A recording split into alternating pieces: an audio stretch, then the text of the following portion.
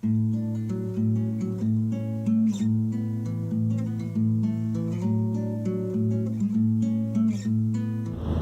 everybody, welcome back to Conscientious Omnivore. My name is Pal. Coming back at you with a drive home from another Brazilian Jiu-Jitsu training.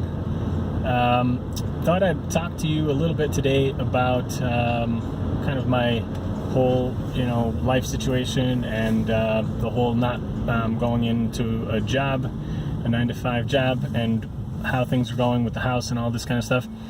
And I wanted to share a few thoughts I had kind of about like finances in general and just kind of like money situation, and then talk a little bit about kind of some things that are, I think, near and dear to my heart and hopefully to many people's in this crazy world that we live in, which is I really don't like the consumerist kind of world that we have and that many people follow. So yeah, let me just give you guys a quick update. So if anybody is new to the channel and you haven't kind of been following along some of my vlog style videos like this one, I quit my job at the end of the summer, and the idea is that basically I really needed to focus on getting my life in order. We had like a bad house situation, so we had to get out of that real estate problem that we had, and we're in the middle of selling the house, so that's going well. We have a sale like signed, and things are just moving along, so just going through all the bureaucratic stuff. And the other thing is that I really wanted to get out of debt, and I really feel like I want to start working for myself, and I have some ideas that I want to work on. And the beauty of it is that since having more time, because I'm not going into the office, I have actually come up with some new ideas that I hadn't even thought of before. And that's exactly what I thought would happen, pretty much, that as I have more time, I'll have more ideas. So, there's been tons and tons of benefits. I've already talked about some of them, but especially with my kids and my wife, my relationship has just gotten so much better. It's like unbelievable. So you can't put a price tag on that. It's been incredible. Like today, was the first time since I think I was in maybe middle school, like, I don't know, whatever, 30 years ago or something, or whatever, that I built like a snow fort, and I made like a big cave, almost like an igloo or something, for my kids, and it's really cool. Like, I don't know, it's just so much fun, like, building it. And like, if I were working, there's no way that in the middle of a week, weekday, that I would have taken the 3 hours or whatever it was to build that. Actually, my wife and I kind of started it last night and built up most of it, and we built a little cave, and then today I packed on a ton of snow and just expanded it.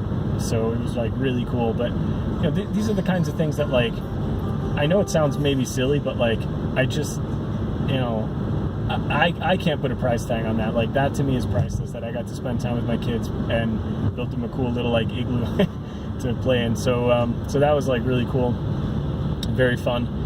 And my wife and I joke around that I'm kind of like having a midlife crisis because I've turned 40, and that's kind of why I quit my job.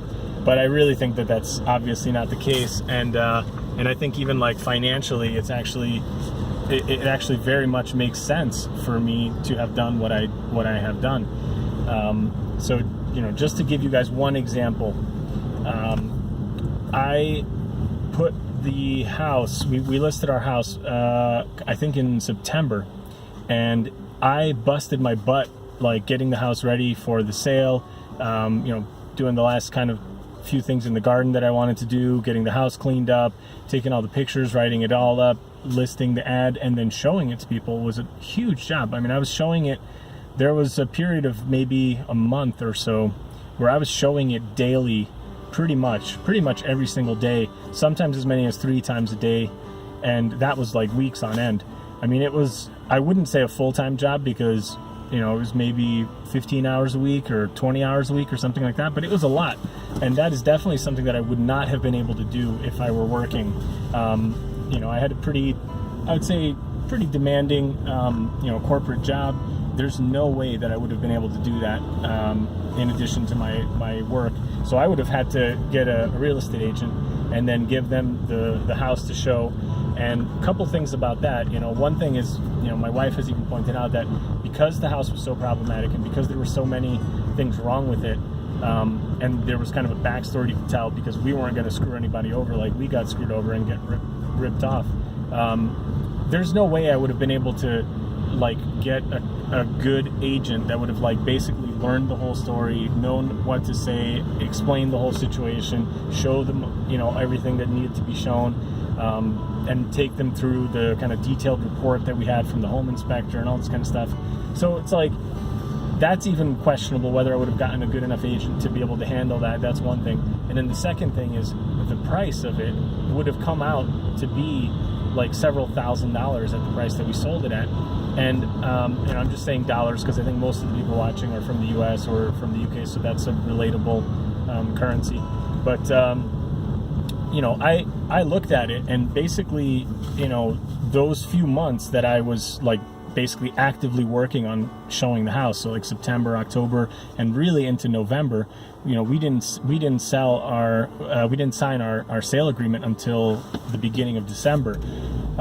Even if I count all of those months, if I had been working, the amount of money that I would have been able to save, like set aside in clean kind of like savings, after all my expenses and everything like that from my job, would have actually been less than the amount that I, sorry, just a cop that was going by, and I don't think I should be filming while I'm driving. But anyway, hopefully that's going to be okay. So that amount of money is actually less than what I would have been able to save had I been simply just working and paid the real estate agent. So I actually saved money by doing that myself and doing the listing and not paying an agent. So that alone was like a great decision. I basically saved money by doing that work by myself. And that's actually one of the things that is, you know, a topic I've talked about before from the book, Your Money or Your Life. A lot of people don't take into account the amount of money that you can save sometimes by doing things for yourself. So fixing things yourself, building things yourself, you know, just doing a whole bunch of stuff. So that alone, like, I feel like if I just did nothing but just work on selling my house, and then now in the new year go back and get a job, another corporate 9-to-5 gig, I would have already made money basically by just, you know, doing that work myself. And I still had a ton more time to be with my kids and with my family and with my own thoughts and ideas and, you know, all that kind of stuff. So sorry to belabor the point, but that really kind of threw me for a loop there with the cop. So anyway, that was point number one. Point number two that I really wanted to make is that, you know, I did have a lot more time, so I did work on ideas that I think will provide me with, you know, income at some point in the future. At the very least, they're ideas that I want to pursue, and, you know, whether they pay out or not, that remains to be seen, but that's okay. And then the other thing is that I also took the time to basically get rid of a bunch of stuff. My wife and I know that by not having a job, we can't rely on a bank for a loan. We're going to pretty much have to buy something that we can afford in cash, and what that means is that we are going to have to downsize in, you know, kind of like property features, and hopefully, you know, still get a nice place, but and a nice garden, really, which is very important to us. But it's going to be farther away from Budapest, and it's going to be most likely a much smaller house. So we actually need to get rid of a bunch of stuff because we need to be able to fit into a smaller space. Now that's something that we've been working on anyway, so this is actually really good, and it's just kind of further, you know, spurs us into action on that. It's something that I've been working on for a long time. This is why I say that I don't think I'm having an actual midlife crisis. This is something I've been working on and working towards for the past like 10-15 years, really. You know, before I moved from the US, I had to actually get rid of a lot of my stuff. I ended up selling a ton of things. I gave away a lot of things. And, you know, even with that, I still do have a lot of stuff that I don't use and I don't intend to use, and I'm slowly but surely getting rid of it and selling it. And so that's actually been great, and I've been able to generate some income just from all the excess junk that I don't really want to have to move again, and I don't want to have to have a bigger place that is going to cost me even more money just to store stuff that I don't need, that, you know, things that have been boxed up since the time I pretty much moved from Boston. You know, it's like, it makes no sense. So that's something that I wanted to really talk about, is that a lot of people, I think, don't realize kind of the overhead and the baggage that you may be carrying if you know, don't do this kind of regular inventory of kind of your stuff, and just kind of, yeah, I guess, like, just think about what it is that you actually need versus just what is your stuff, and just assume that all of it is important just as it may have been at one time. So I mean, one example is I've got a lot of, like, you know, DVD sets and things like that I don't really watch anymore. And, you know, at the time I was really into, like, anime or whatever. I bought them, you know, because I was, you know, thinking that was cool, and I, you know, thought it was nice to have, like, a box set, whatever, a limited edition, you know, complete set of whatever. And now it's like, it's sitting on the shelf collecting dust, and it's not even something that I intend to take out and watch again. And if I do, I could probably just, you know, download it or watch it online or whatever. It's like, it's no big deal, and I don't really care anymore. So those are things that, to me, they're just, you know, it's opportunity cost, it's baggage that I have to carry and move, and I don't want to do it. And like this, I can just sell it no matter what I get for it. It's better than it sitting, you know, on my shelf collecting dust.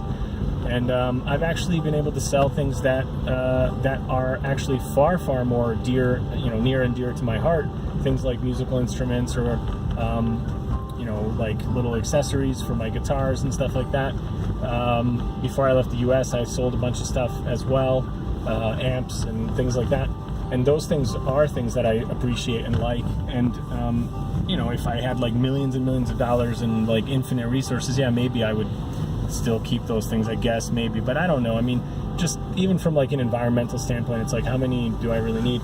And yeah, so anyway, I think that's really kind of the other thing that I really wanted to talk about, is just this idea that a lot of people, I think, don't realize just the kind of extra costs that you carry by not getting rid of your stuff in a regular kind of, you know, cyclical fashion. Like, you got to review what you have and get rid of it every once in a while. Like, just if you have stuff that you don't need.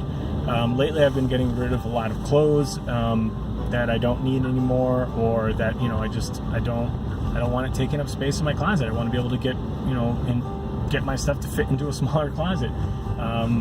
Whole bunch of stuff. So it's just, it really goes across, like, a lot of my life. And yeah, I think there was something else that I wanted to tell you guys. I'm always a little bit lightheaded on these videos on the drive home. Yeah, anyway, I think that was the main thing. So it was like more time with the family, more time with the kids, obviously more time for myself. You know, I've been able to make really good progress in the past couple weeks, like just like training and running, and yeah, I started, like, bodyweight exercises again. I've got some pretty ambitious goals, and I want to get into, you know, like, guitar again, and really, like, playing music a lot more actively and doing stuff with my music channel. These are all things that take time, and I'd rather just have less stuff and more time. So yeah, so far so good, and hope this was interesting to you guys. And yeah, I guess maybe I would love to hear, like, what people do. You know, do you do regular kind of spring cleaning through your stuff? Like, do people have, like, good tips for, like, getting rid of things? I had one good tip that somebody told me, and I've used it several times now already. They say that if you have anything that you haven't unboxed since your last move and you're moving again, like, get rid of it. Like, and I did that when I was in Boston. I moved quite a few times there as well, and then there was stuff that I just had in boxes from, like, one move to the next, and I was like, screw this, I'm getting rid of it. Like, it's just baggage that I don't need. It's not a precious, you know, object to me. I didn't take any joy in the time between moves to appreciate it. Then what the heck do I need it for? So I think that's one good tip. But if you guys have other good tips, like, let me know. And yeah, remember to subscribe if you're not signed up yet, and I'll hope to see you guys in the next one. Bye.